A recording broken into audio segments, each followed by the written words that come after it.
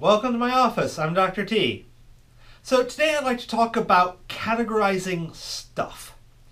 And I'm going to use the generic term stuff because it's going to be a broad set of categorizing. Now, we can categorize stuff into really two broad types of stuff. Types of things we would call chemicals. First are the pure substances, things that are only one thing. And the second is mixtures, stuff that's more than one thing mixed together. Okay, that's nice. You probably want a little more detail, don't you? But to do that, I have to first talk about change. And change comes in, once again, two types. What we call physical change and what we call chemical change. Physical change changes the appearance of the thing. It changes its form.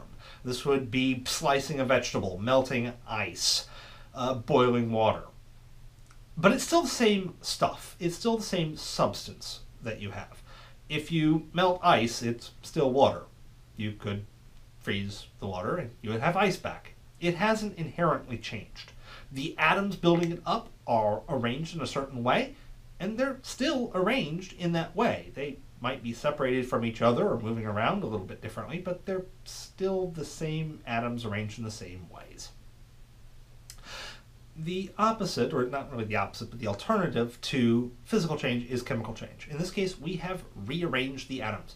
They are attached to each other in different ways. It is no longer the same stuff. In this case, we have burned the wood. We have cooked the meat. Things that are, generally speaking, not going to rearrange back. Chemical changes can be undone, but usually not very easily, and quite often they just don't get undone because you have now created a new thing. Physical changes, you're going to change the size, the shape, potentially the texture, but you're going to keep things like color and odor the same.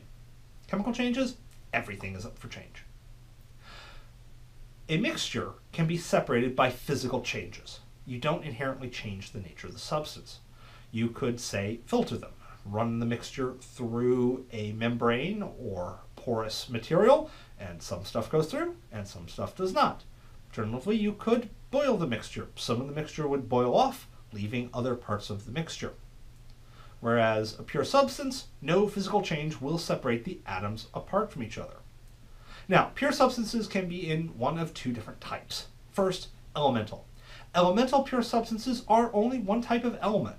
Only one type of atom, I should say. And each type of atom is what we know as an element. You cannot chemically break them down into smaller units. You can do so nuclearly in, say, a nuclear reactor or particle accelerator, but under chemical conditions, those are the atoms you have, and you cannot separate them. Alternatively, you can have a compound. A compound contains two or more types of atoms, and chemically you can separate them. They're not a mixture because they are attached to each other, and you would have to separate them chemically. Physically is just not going to work.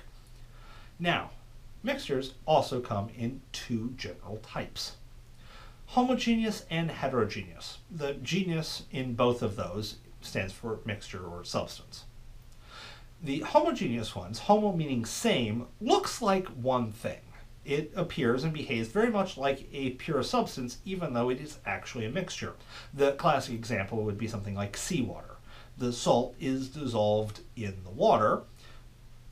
You can treat it as if it's one thing, but you can separate it in things like distillation. Other examples would be things such as alloys, which are more than one metallic element mixed together.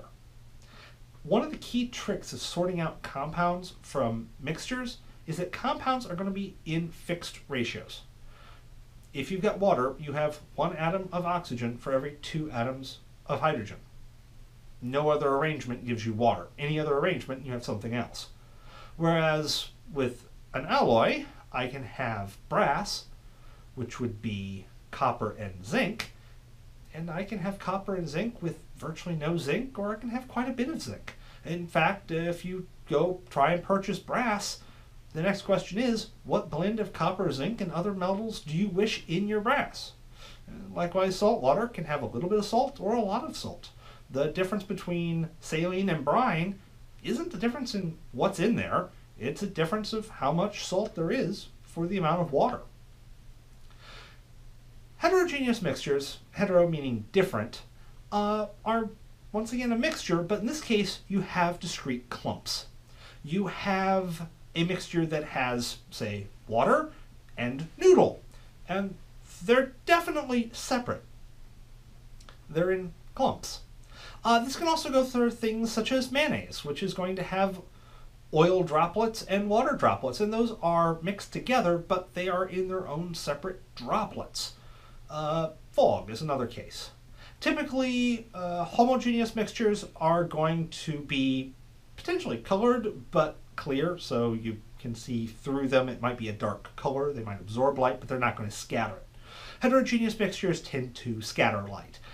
In the case of pasta, quite well, it flat out blocks it. But in the case of, say, milk, you've got tiny oil particles suspended in the solution.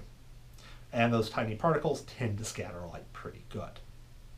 Typically, we chemists like to focus on pure substances or relatively simple mixtures, but of course, life isn't simple, and there's a lot of chemists whose core job is understanding and working with very complicated mixtures, especially biological mixtures like blood, etc., which are, shall we say, very complicated and make the chemistry rather interesting and somewhat difficult.